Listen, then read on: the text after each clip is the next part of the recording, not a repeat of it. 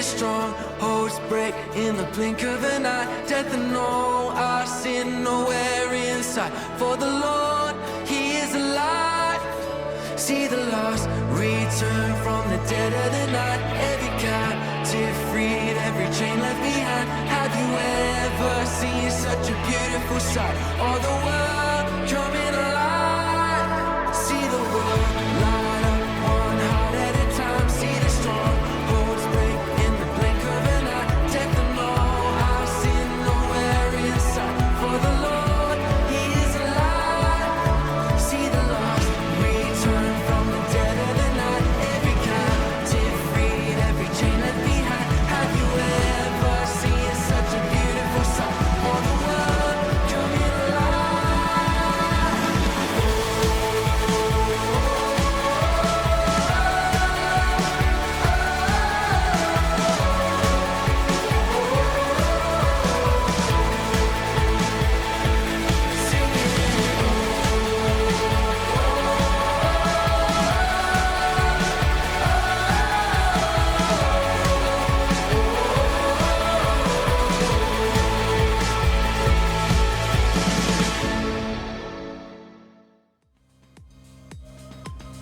Hello, hello, hello! Köszöntünk titeket itt a Hillsong Youth Budapest következő alkalmán. Csá! Ruti, nagyon örülök, hogy veled vezethetem most ezt. Én is örülök. az alkalmat. Szeretném tőled megkérdezni, hogy mi a te feladatod a Youth-ban, ezen kívül, amit most itt csinálsz. Én a médiáért felelek. Az mit akar? Hát van egy kis csapat, ami a social media platformokra posztol, grafikákat, videókat. Ilyenek. Tehát akkor te egy nagyon-nagyon kreatív lány vagy. Fogjuk rá. Hát nagyon-nagyon szeretném megköszönni a munkátokat, mert szerintem szuperek, amik kimennek így a social médiára. És jegyzeteljetek, kommenteljetek, legyetek aktívak. És a végén csatlakozzatok be Zoom-on. Sziasztok! Csá! I close my eyes and colors fly. There's no hiding from your grace. I can't deny you are from mine. It is a real ending chase. I was on the edge of deception, caught up in my own hesitation, until your love took over me. Oh, so I let go and I let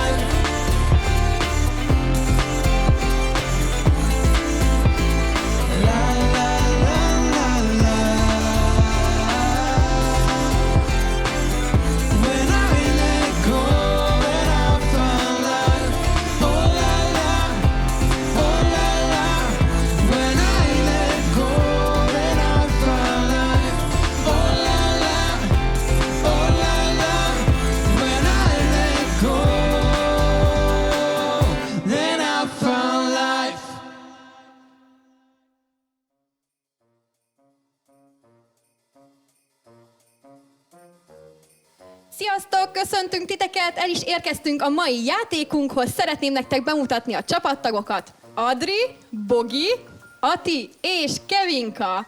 Nagyon örülök, hogy itt vagytok. A mai játékunk egy vödörben éneklős játék lesz, de először is szeretnék 2 csapatot alkotni.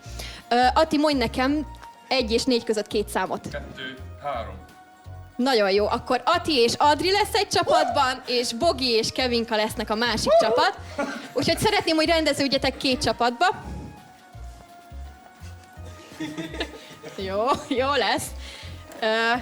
Milyen a viszonyod a vízzel, Bogi? Szoktam fürdeni minden este. Ez szuper, örülünk, nagyon jó. Ati, te szereted a vizet? Én nem szoktam fürdeni minden este. És reggel? Reggel, igen. Ügyes vagy, nagyon jó.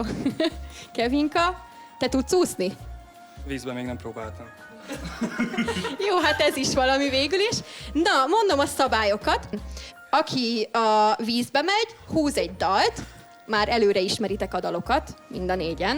Remélem hallgattátok azt a Spotify listát. Igen, szóval kihúzod a dalt, és el kell kezdened énekelni a vödör vízben. A másiknak, tagnak pedig ki kell találnia a dalt. Világosnak szabályok? Világosak? Mindenkinek? Jó. Tehát a piros és a kék csapatban is megvan mindenki, aki játszani fog. Gyere beljebb, Bogi, hogy látszódj rendesen. Oké. Na, nem mutasd meg a Boginak, ha lehet. Szinte láttam a szemedben a felcsillanást. Valami kódszám szerint. Megfogom a törölközőt. Tessék. Igen. És mehet. Sapkába, tehát a sapkába. Így. Tehát Ide, ide. Nagyon jó. Na mehet.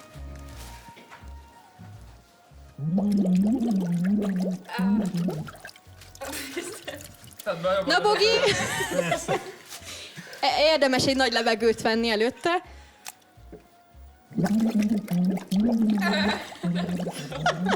Próbálkozz!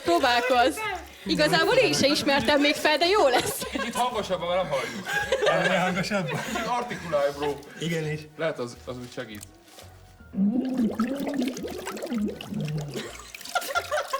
Remélem eddig ment.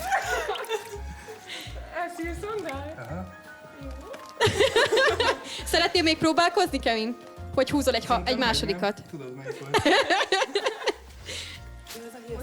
Az a Hillsong dal. Másikat. Jó, húz egy másik dalt, légy szíves. 3 dalt fognak húzni a srácok, és aki a többet eltalálja...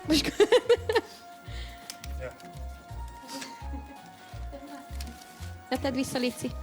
Mindegyiket megnézed? Hát, Szerintem felkészültél, azt hiszem. Ó, ezt ismerem. Nagyon jó.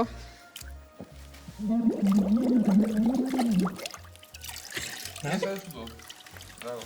Ez a refrén volt, vagy az a helye? A refrén volt.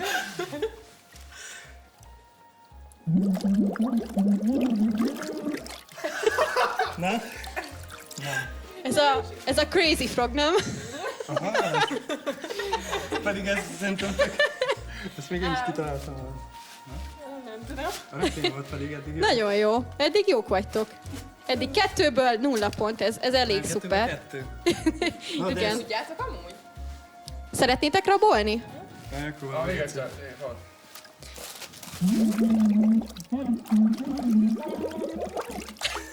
A Na? magad cél megvan. Azt hiszem, hogy ez a játék nehezebb, mint gondoltuk. Na, de így sem nem?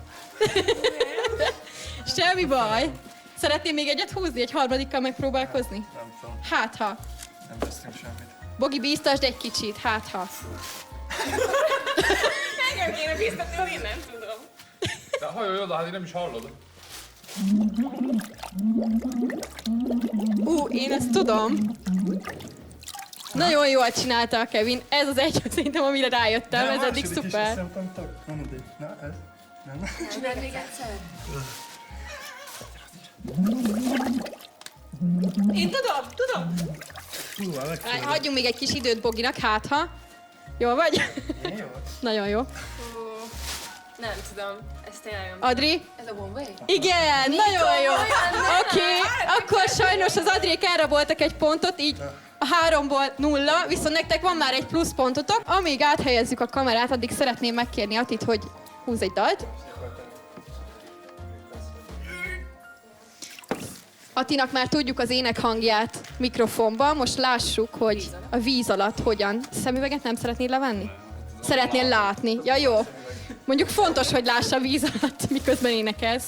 Nincs szöveg, csak mondom. Mehet. Hajrá, Adri!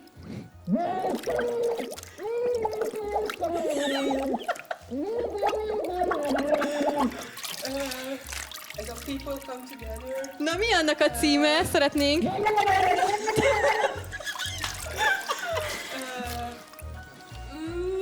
Adja töröködet! Nagyon jó, nagyon jó. Na? Csak a szöveget tudom. Ordítom a címét. Szerintem azt mondta, hogy kamion! Pedig jót kezdtél el. Adri, hát szöveget szoktál vetíteni. Mi a dal címe? A szöveget tudom. Na mondd akkor a refrénnek a szövegét. De hogy ezt a részét tudom, ez a People Come Together, All as Neighbors. Jó, ti is tudjátok? Jó. Mi is tudjuk rá. Hogy van tovább? Az, hogy... Nem tudom, adom. Na, hogy van tovább? Akkor, ha ám... Jó, én elfogadom. Adok egy fél pontot rá. Szuper. Hát, még jó, hogy én vezetem a játékot. Oké. Következő.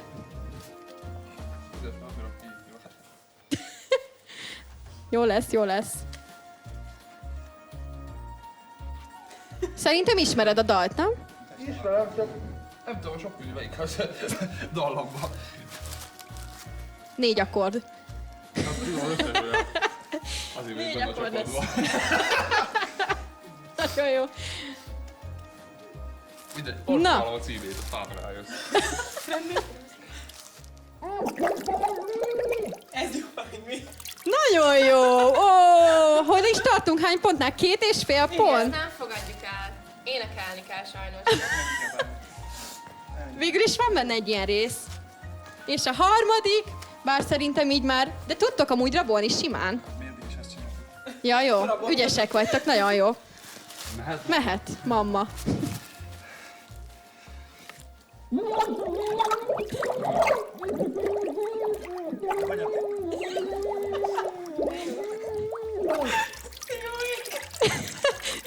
Ati, olyan, mintha fuldokolt volna, nem? Szegény. És az volt, most jut eszembe, várjam. Na várj, azok. Jó, nem a One Direction dalt szeretnénk hallani, hanem a Hillsongosat.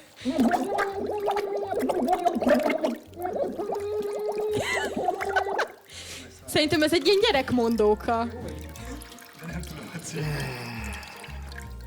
Igen, mondhattok nyugodtan szövegrészletet is belőle, elfogadom. Figyelj, gyerek, halljuk közelebb, jó Na, ordibál. na. Ez a Hillsong promo videója. Nagyon jó, mi a címe?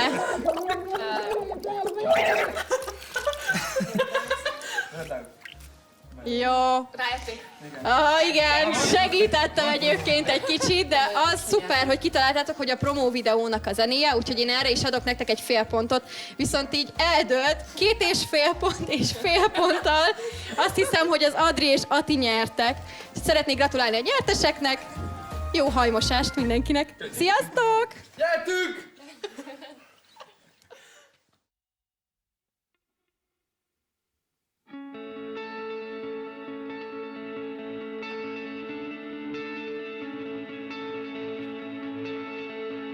Ingatag szívemet,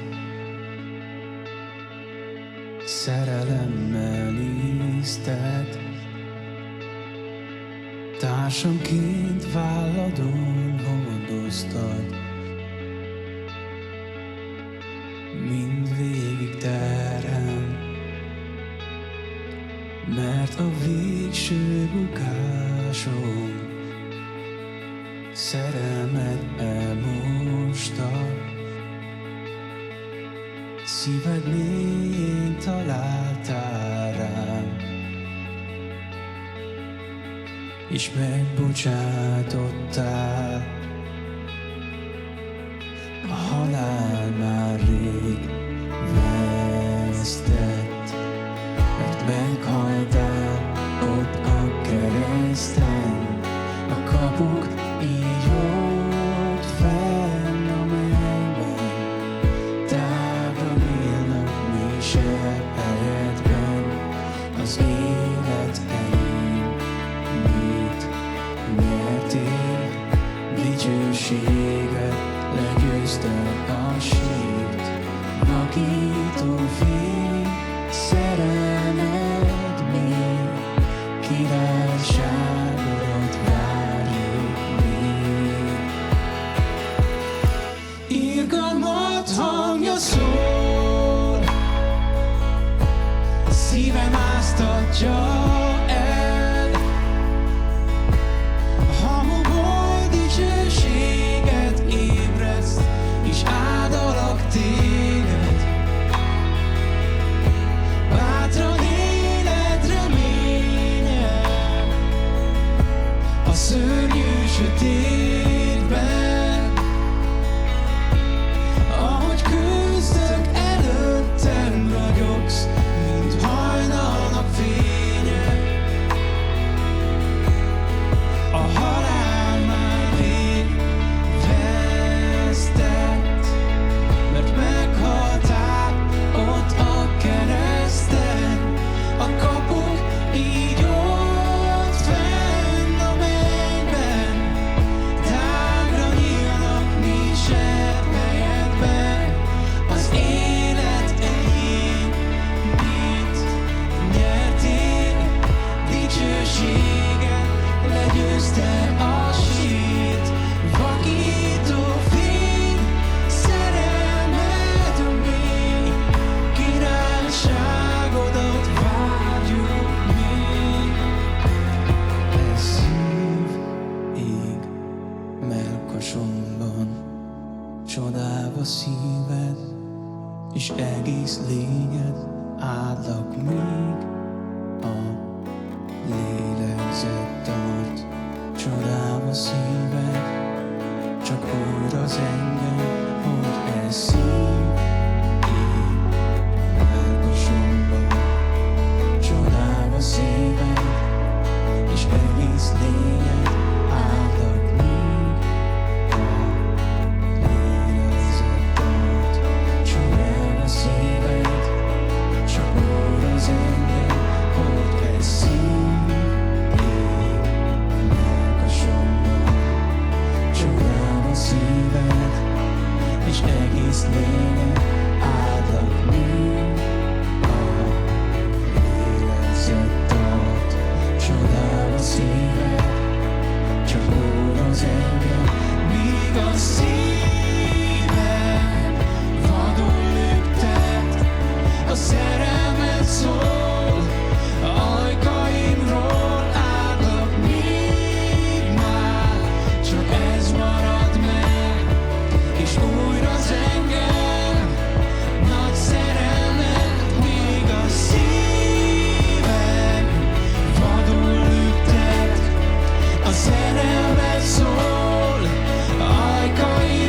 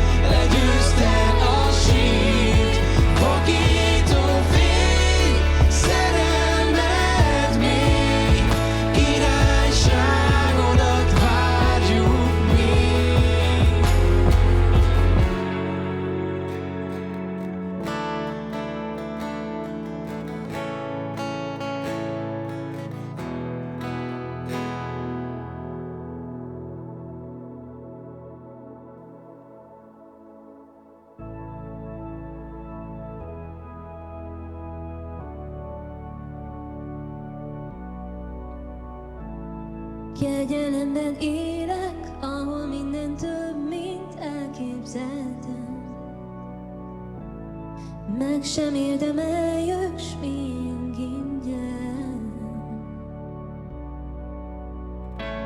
Az összes botlásom, kudarcom, a keresztre felvitted minden hibám, és nem marad semmi, csak szerelmed.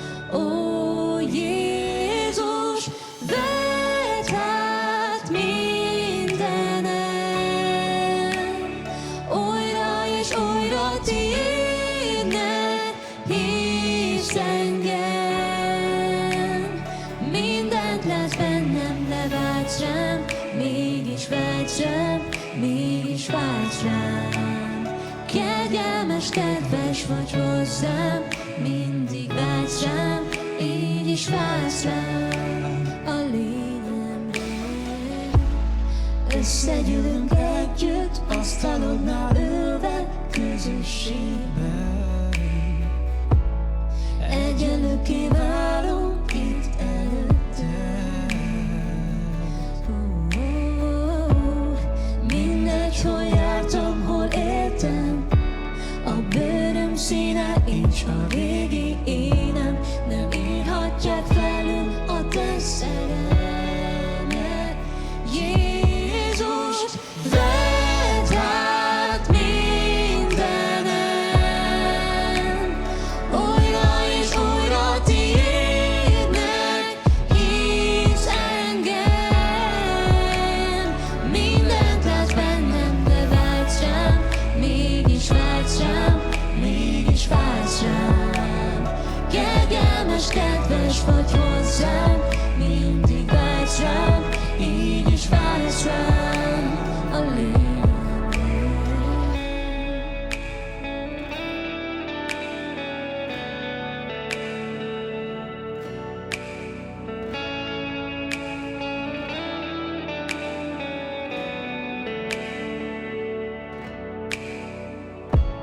az összes botlásom, kudarcom, a keresztre felvitted minden hibám, és nem marad semmi, csak szerelmed.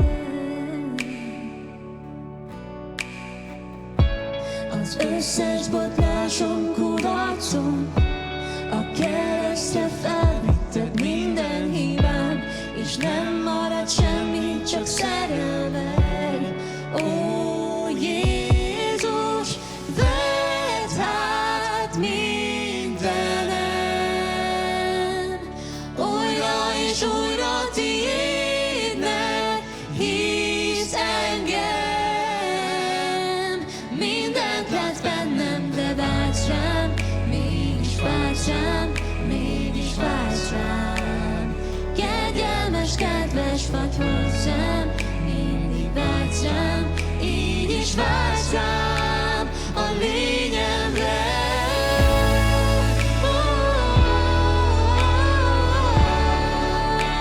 a lényemre.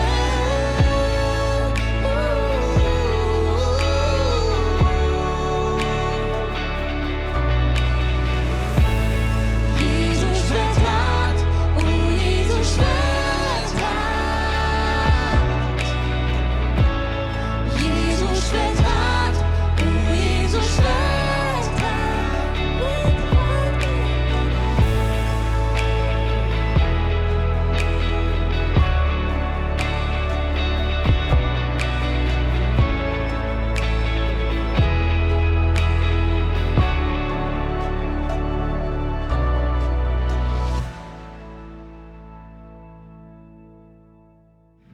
Ja, srácok, nagyon szépen köszönöm a dicsőítést, és hát remélem, hogy ti is, akik nézitek, jól érzitek éppen magatokat.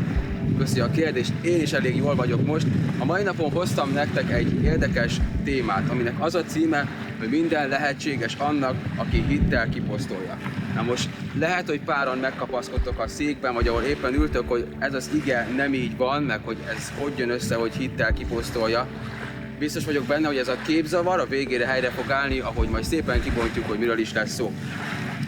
Annyit szeretnék kezdésként elmondani, hogy az életünket végigkíséri az a tény, hogy gyűjtjük a visszajelzéseket, és az egész életünket kirakatban éljük. Mindent kiteszünk, tehát minden, amit teszünk, azt látják mások, a legtöbb interakciónk ugye másokkal van, és mindenre kapjuk a visszajelzést. Ezt ha kérjük, ha nem, megkapjuk. Az, hogy jól csinálunk valamit, rosszul csinálunk valamit, ez nekem jól esett, neked ez jól esett, és nagyon sokszor ezek határozzák meg az életünk rengeteg területét.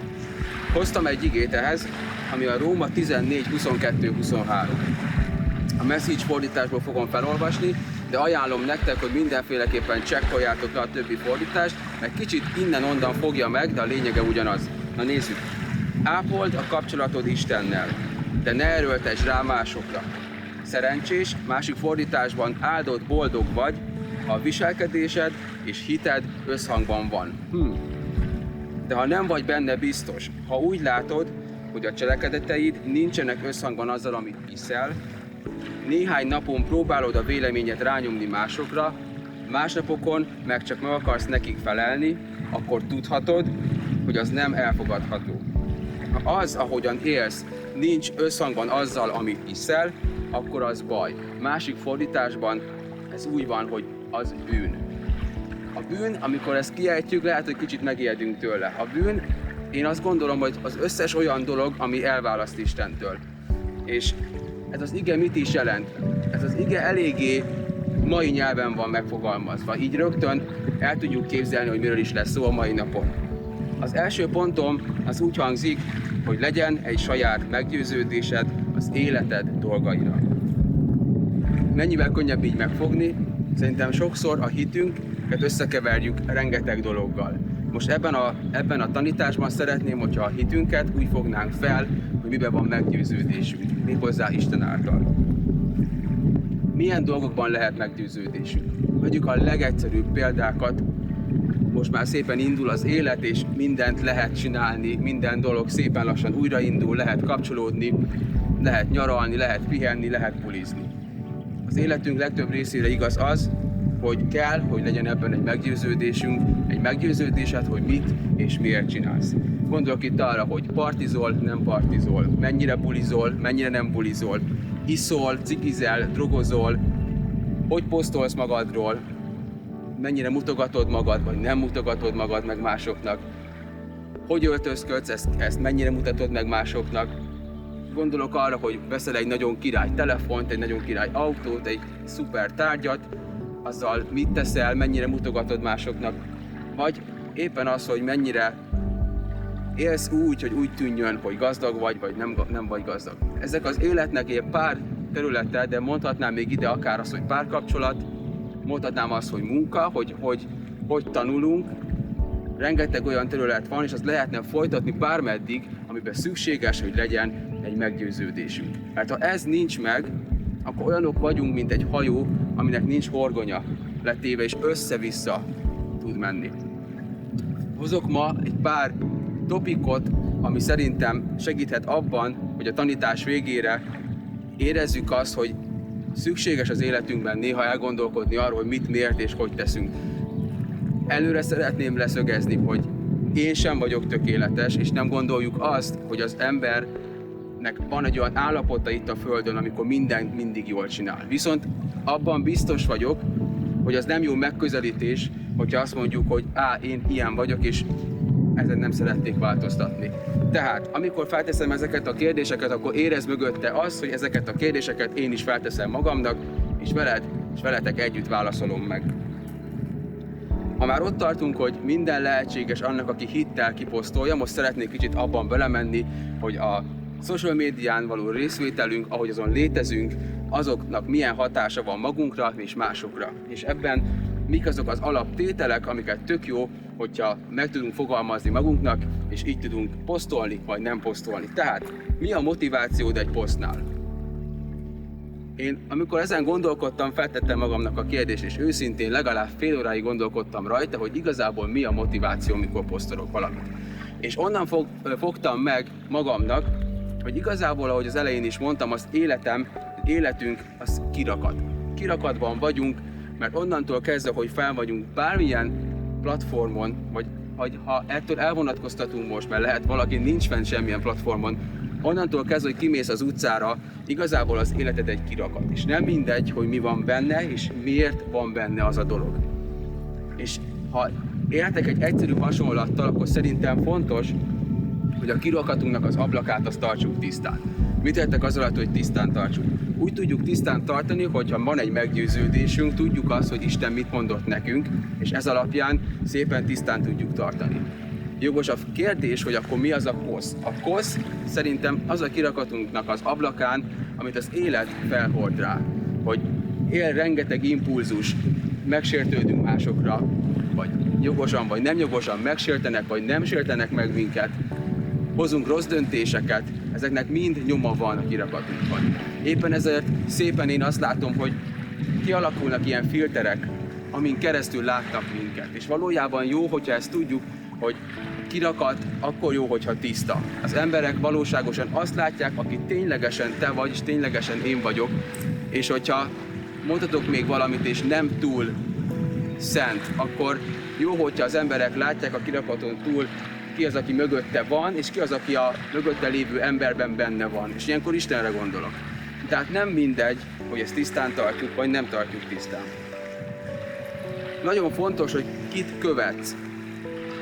Hajlamosak vagyunk a mostani időszakban, és ennek a generációnak szerintem egy ilyen nagyon nagy kihívás jelent, hogy tele vagyunk idolokkal, tele vagyunk olyan példaképekkel a social médián, akiket bekövetünk, mert tetszik az élete. És ezekből az idolokból összepakolunk magunknak egy ilyen fantasztikus karaktert, ami nem is karakter igazából, hanem standard, amik mi szeretnénk lenni. És akkor azt látjuk azon a kirakaton keresztül, hogy wow, neki milyen király élete van. Azt látjuk, hogy ő mennyire jól néz ki, neki minden összejött az életében, és igazából ezeket az idolokat mi nem tudjuk, hogy ki mit csinál, és legfőképpen, hogy miért csinálja.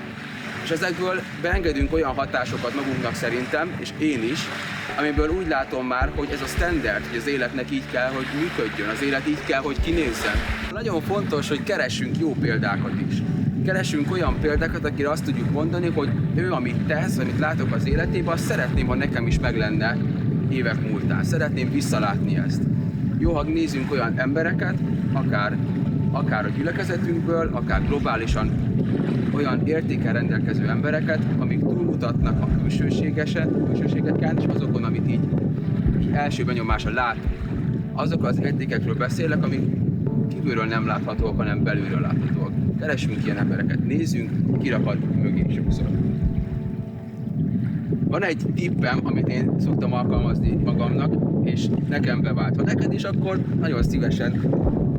Amikor sokat agyalok egy poszton, és biztos megvan a szituáció az életben, mikor látod az összes havert, összes barátot, vagy akárkit mondjuk az Instán, hogy nagyon jól érzi magát a nyaralóban, Horvátországban nyaral, vagy Balatonon, vagy éppen nagyon jó dolgot csinál, és te meg látszólag unatkozol, vagy te nem érzed most annyira jól magad, a késztetést, hogy előtúrsz valami régebbi képet, ahol még éppen jól néztél ki, vagy éppen jól elkaptak, hogy azt így kitegyed. És sokszor, mikor ezen kapom magam, akkor arra jöttem rá, hogy ez jel arra, hogy most nekem van szükségem visszajelzésre, de ezt a visszajelzést nem biztos, hogy jó, hogy ezt most én behúzom azzal, kirakok egy posztot, hanem lehet, hogy magammal kell egy kicsit foglalkozni, és visszamenni arra a pontra, amikor Isten szól hozzám. Lehet ez az, hogy imádkozom egyet, lehet, hogy meghallgatok egy dalt, lehet, hogy simán csak elmegyek sétálni, vagy gondolkodom az életről. Nem biztos, hogy mindent rögtön be kell gyűjteni, amikor kis impulzus ér minket. És ami ehhez kicsit kapcsolódik, hogy nem jó, hogyha rögtön mindent megteszünk, és rögtön be akarjuk ezeket gyűjteni.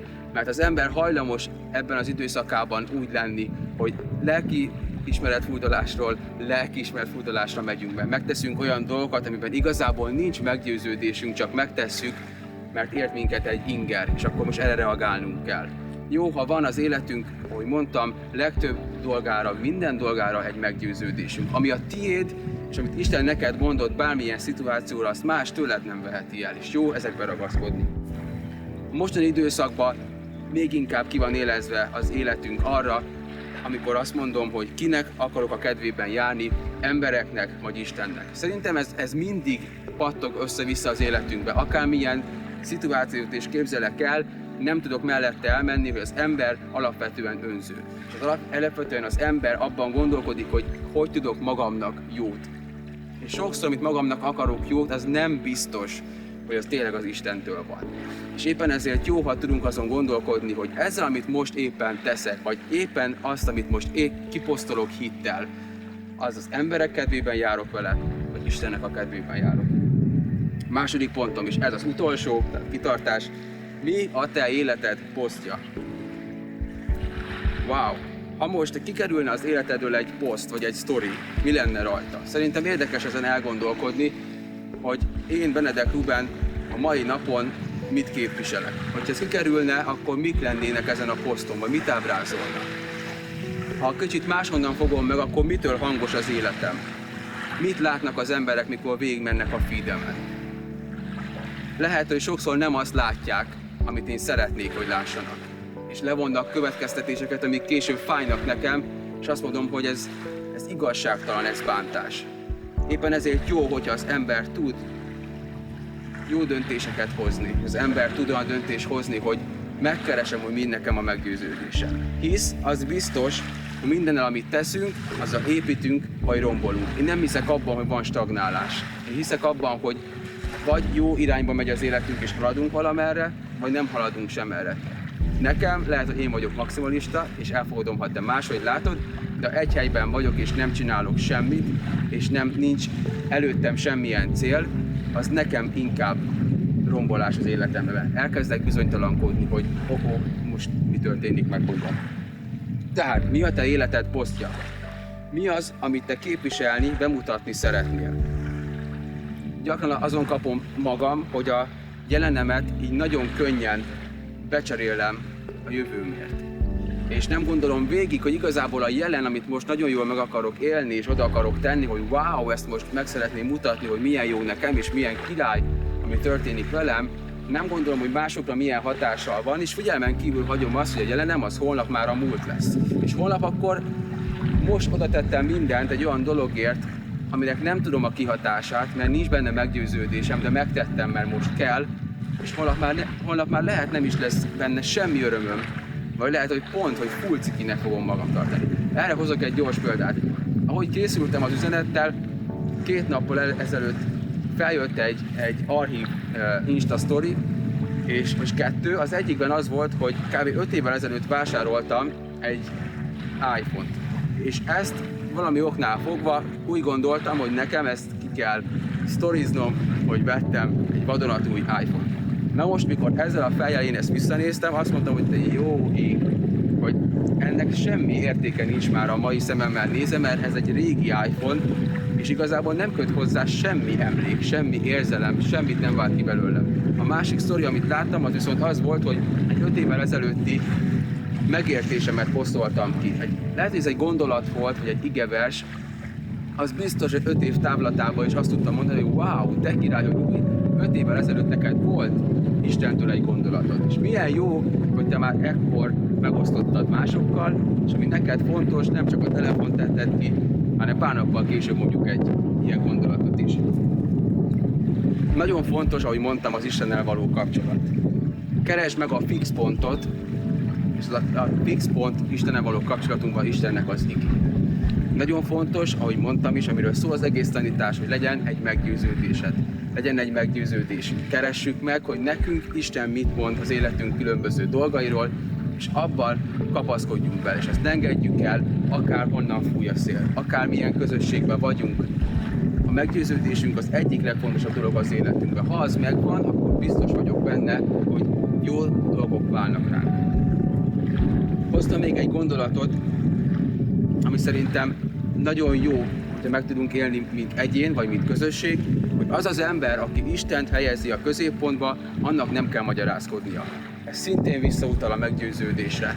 Hogyha neked megvan ez Istentől, és Isten a életedben a megfelelő helyen van, tehát a középpontban, akkor nem kell magyarázkodnod azért, hogy mit tettél, vagy miért, hogy gondolkodtál. Mert azt tudod mondani, hogy ebben az időszakomban nekem Isten ezt kijelentette. Békességem van abban, hogy ezt megtehetem. De ha nincs, akkor kezdődik a baj, ahogy az ige is mondja az legelején. És a végére hoztam egy igét, azt, hogy miért is beszélünk erről. Az ige azt mondja, hogy a teremtett világ sóvárogva várja az Isten fiainak a megjelenését. Mit jelent ez? Azt jelenti ez, hogy neked a barátod, a barátnőd, az osztálytársad, az ismerősöd várja azt, hogy a te életedben és az én életemben hol van Isten. És ha azt mondjuk magunkról, és azt mondom magamról, hogy az én életemben benne van Isten, annak látszódnia kell, az látszódni fog. És nem véletlen van benne az igében az, hogy ezt várják. Valamiért az emberben ott van eleve elrendelve az a vágy, hogy kapcsolódni akar Istenhez, hogy van az életében egy olyan űr, amit senki más nem tud betölteni, csak Isten. Én szeretnék személyesen ilyen emberré válni, és dolgozni azon, hogy tudok minél inkább példa lenni, hogy tudok olyan ember lenni, akinek a legtöbb dolgára az életben van egy meggyőződése, amit nem azért alakítottam ki, mert más mondta, hanem azért, amit Isten mondott nekem.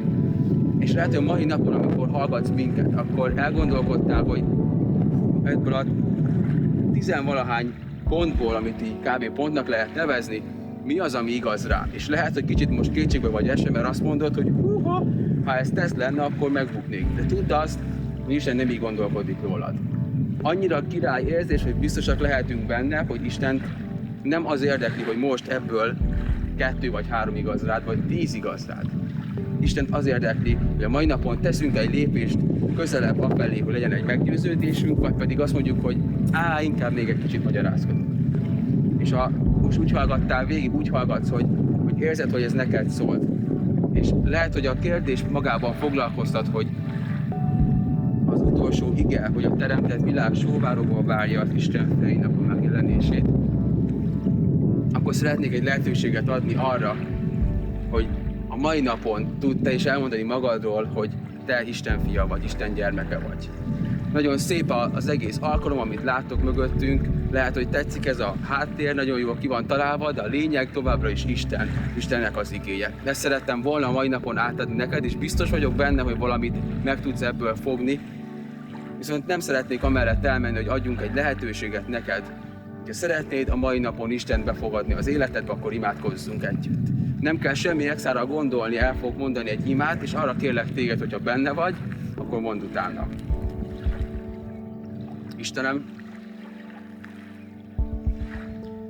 köszönöm neked az egész életemet. Hálás vagyok azért, hogy úgy szeretsz, ahogy vagyok. Vedd most az egész életemet, az összes dolgomat, amit a múltban tettem, és arra kérlek téged, hogy tedd meg, amit csak te tudsz megtenni. Amen. Nos, hát nagyon szépen köszönöm, hogy itt voltatok, és ezt a döntést most hoztad meg, akkor szeretnék gratulálni. És arra kérlek téged, hogy ne habozz mindenféleképpen, írj ránk, keresd meg minket, ne hagyj minket nyugodni egy percig se, addig, ameddig nem tudunk beszélgetni erről. Ez a legfontosabb, ez a leglényegibb része annak, amit teszünk hétről hétre. Szeretnénk ott lenni mi is az életedben Isten mellett, szeretnénk veled beszélgetni, kapcsolódni hozzád, találkozni, bandázni, lógni, és szeretnénk azt téged jobban megismerni. Arra kérlek tényleg még egyszer, hogy írd nekünk nyugodtan, ne félj, itt vagyunk, és most pedig az alkalom mehet tovább. Sziasztok!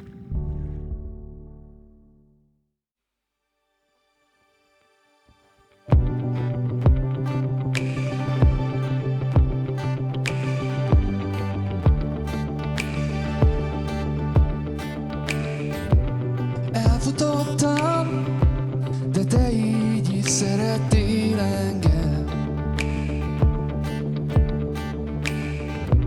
Mégis vágysz rám, mikor szem előtt tévesztelek. Csak egy pillanat volt mindez veled, és megláttam a célom velem. Ott élni, hol a fény van, Uram, az a hely, ahol látnál engem, s mindig veled maradnék. Ezért jelenlétedben élek, éneklem nagy szerelmed, úgy táncolok, mint régen, mikor megláttalak téged. És minden vágyam csak az lett, hogy a karjaid között éljek, az életem tiéd végleg, mert megláttalak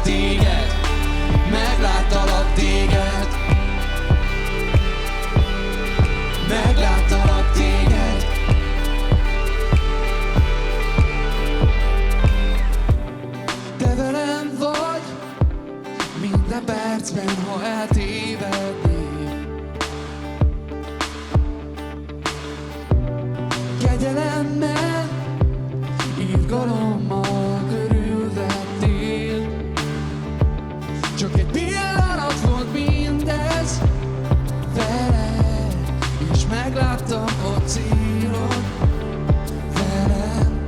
Ott élni, hol a fény van, Uram, az a hely, ahol látnál engem, s mindig veled maradnék. Ezért jelenlétedben élek, éneklem nagy szerelmed.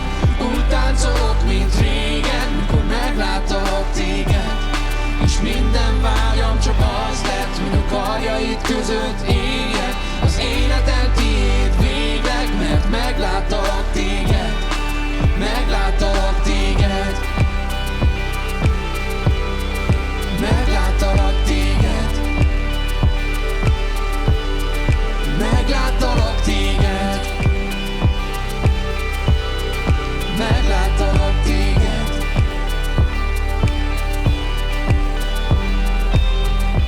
Magasra emellek, a szívem tiéd marad. Miért is futni kell, hisz kegyelmedet akar. Tiéd az életem, és minden mi vagy, én arra vágyom, rád vágyom.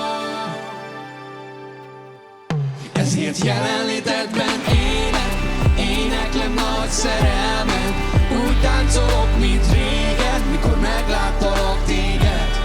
És minden vágyam csak az lett, hogy a karjaid között éljek. Az életem tiéd végleg, mert megláttalak téged. Megláttalak téged. Megláttalak téged. Megláttalak téged. Megláttalak téged. Megláttalak téged.